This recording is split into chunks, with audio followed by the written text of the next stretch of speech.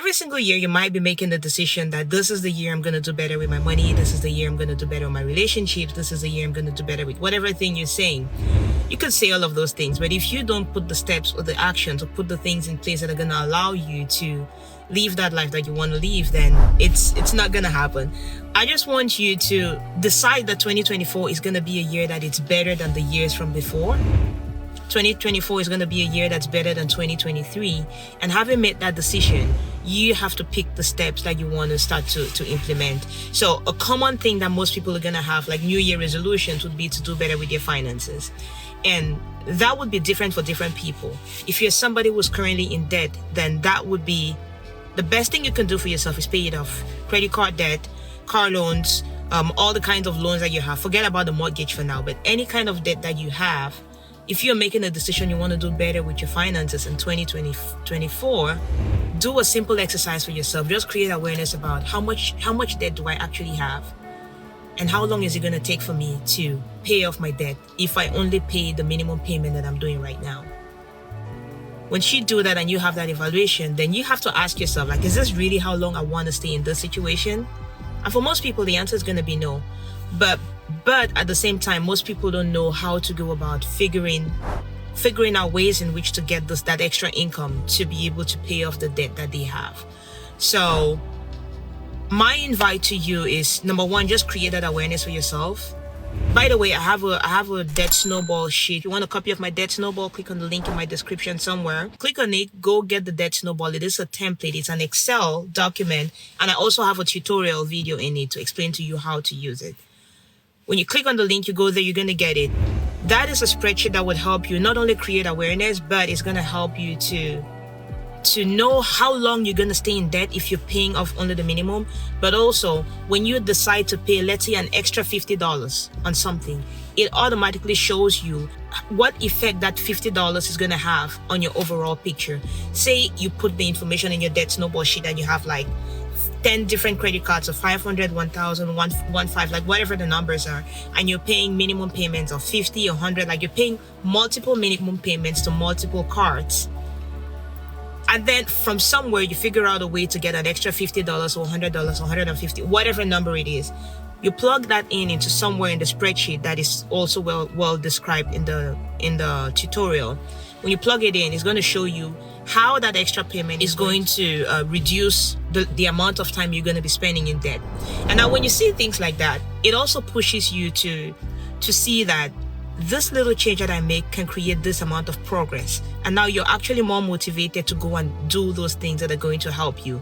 It could just be about cutting back on some spending expenses that are not going to take away anything really from you. And when you want to think about the expenses that you're just spending, there's some things that we're just spending money on that we don't even realize. There are subscriptions that you're probably paying for that you don't use. In coaching people and in getting people through this process, people have come to realize that they have like a Netflix subscription, Amazon Prime subscription, but everybody in their house actually has an Amazon Prime subscription. And so it's like, why are 10 people or 4 people in the same house paying for 4 different Amazon subscriptions when the whole purpose is we want to get our products and services, our products delivered fast? People haven't thought about it, and so they're in this place where they're on auto spend. They're automatically spending money on things without paying attention to the things they're actually spending on. So if you just look at your situation, pick up your credit card or your bank account statement, the various things that you use on a daily basis to spend money on statements, okay? Pick that up, just go through and broadly look and see the things that you've been spending your money on. And there are lots of things there that you will find in looking at it. There are lots of things that you will find that are going to create that awareness for you to let you know what things you can cut back on. A good example also would be for TV. So if you're a person who likes watching TV, right? But you have a Netflix, a Hulu, and all sorts of cable, different subscriptions for entertainment. I'm not saying cut them. I'm saying know who you are, know how you like your entertainment, and know the things that you're going to cut back in order to get yourself closer to the goals that you want to have. Now, if you look at your pantry, there are things that get expired and you would end up throwing them. And at the same time, you don't have the money to pay off your debt. Side hustle. You want to do something, but you cannot quite tell if this makes sense or what direction you should take it. And a lot of people ask me a lot of times, like, I'm stuck in this job that I'm doing. They don't value me very much in the job that I'm doing. I think I'm gonna do better off. I think I'm gonna be better off if I move away and do something on my own, but I don't think I'm ready. What can you say about that and stuff? So I get a lot of questions like that.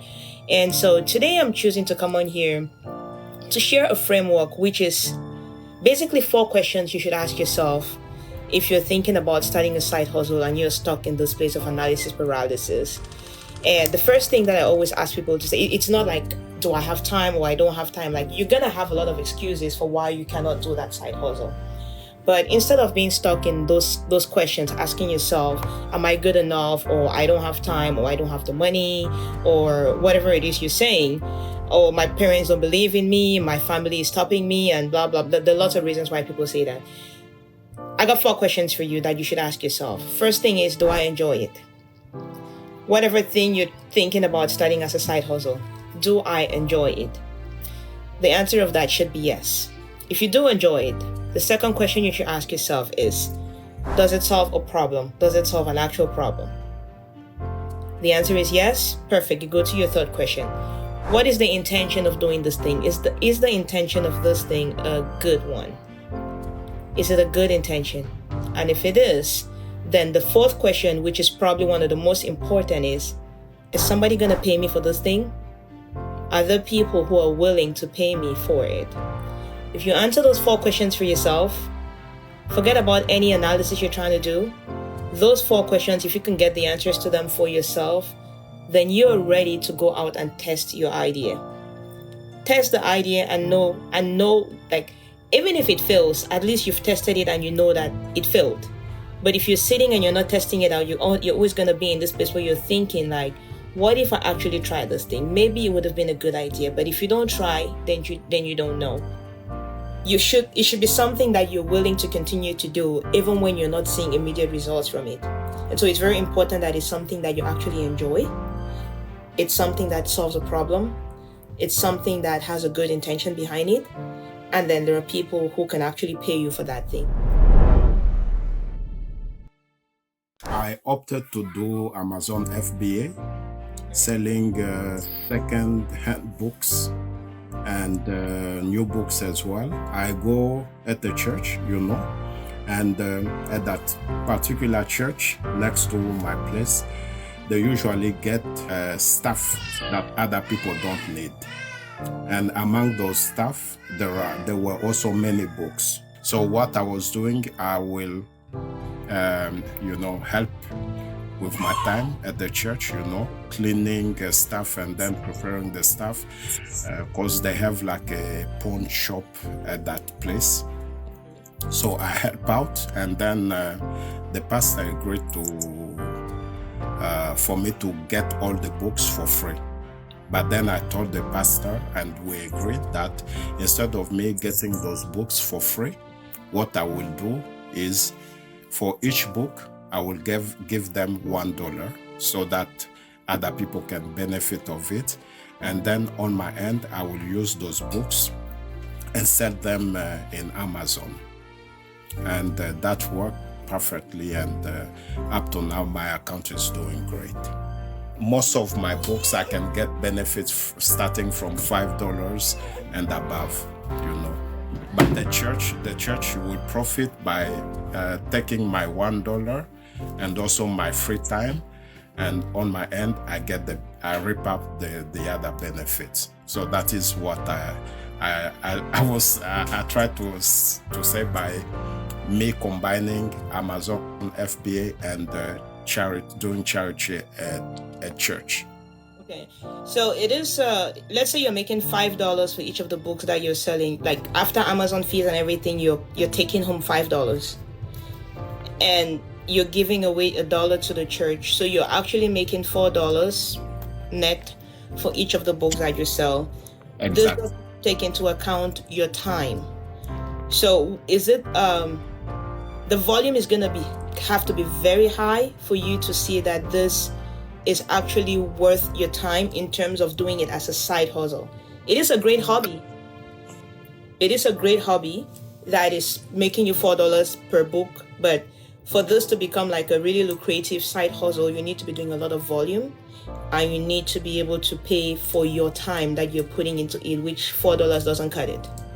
I send a big bulk of books, like I can do one box, and in one box I can have roughly 26 or 30 books per boxes, and if I take one box, I can take 30 multiplies by 4. You see, I'm making $120 per box. Yeah. So that is how I calculate it, and I decide sometime to focus on sending per month, because since it's a side hustle, per month I can send 4 or 5 boxes, in my free time. So that is how I calculate. Yeah. Okay, and well, good. Because Amazon is taking care of the shipping, your time that's involved in this is really just to the charity part of it, which is going to the church, picking up the books, doing all the boxing and sending it to Amazon, but they are taking care of the fulfillment. So if you're selling 4 boxes in a month, then you're making about 480, which is, it's good. It's relatively good, because then that now all comes to your pocket. It becomes, in a way, it is worth it. For me, I'm going to be looking more of like, what else are you getting from this? Is that experience of being able to do the entire process, so that if eventually you have another product that you want to add to your line of products you're putting on Amazon, you already know how to do all of this. Exactly. That is what is my focus, to master the system, how everything works, and then next time I can start with a different product. Yeah, you're right. Yes. Yeah. In that way, it makes sense. So if you were looking at it strictly on the dollar reward you're getting for it, not worth it. But if you're looking at it in terms of everything else, I'm getting the experience, I'm getting the everything else that comes with that, plus I'm giving back to the church like I wanted to, then totally worth it, because this is a skill that becomes transferable to the next thing that you might want to do, be it with Amazon or be it with, opening your own store and taking all the profit for yourself, and so it becomes worth it. So yeah, that's great. That's good. Do you enjoy it? Yeah, I do enjoy it. At least I have some money, to take my family at a restaurant, on some occasion also. Sometimes also send money back home, instead of digging into my salary. Yeah. Okay, that's good. But if you didn't have to do your own job that you're currently doing full time, what else would you be spending your time on that could make you money? That's probably Uber. Uber? Okay. Yes. Uber taxi, like Uber travel ride, or Uber? I prefer Uber Eats, to deliver food, and because I'm with people, it's a different business again. Keep going at it. Is there, besides the church where you can get those books from, are there other places where you can get those books so you can have even more books to send to Amazon? There are other niche, because that is how I call them, niche. Sometimes at eBay, there are times when I find, they sell free, books there at a very reasonable price. So I just use my calculator and then check, the calculator still on that Amazon seller app. I check, and then if it's worth it, then I can pick up those books. And there are also, I have other niches, charities, like Sample, many charity in Ottawa and in Gatineau, and like Salvation Army, places like. Okay. Yeah, because Salvation Army too could be a place where you can pick up a lot of books, and then you do the FBA as well with it, I think. Yeah, so I was saying that there are different niches where I get Salvation Army, at a pawn shop, you know. It's just about being a bit curious, you know. Yeah, you don't know where you can get your new niche. Yeah, good.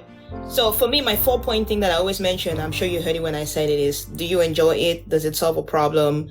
Is the intention a good one? And yes, you checked all those boxes. And will people pay you for it? Yes, you checked all the boxes. So now it's a matter of how much can you scale this thing? And that would be to find other ways to have even more books that you can put there in all the other niches you're talking about. And definitely something that seems like a good thing to continue to explore, even if just for the experience or just for the small change you're getting from it. Definitely worth it. So kudos to that. Keep doing it. Thank you very much. You're very welcome. Those who are watching, if you want a copy of my Dead Snowball, click on the link in my description somewhere and go download the Dead Snowball template and use that to plan out your year and how you're going to be paying off your debt for this year. Okay? Thank you for watching, and I'll see you next time. Bye now.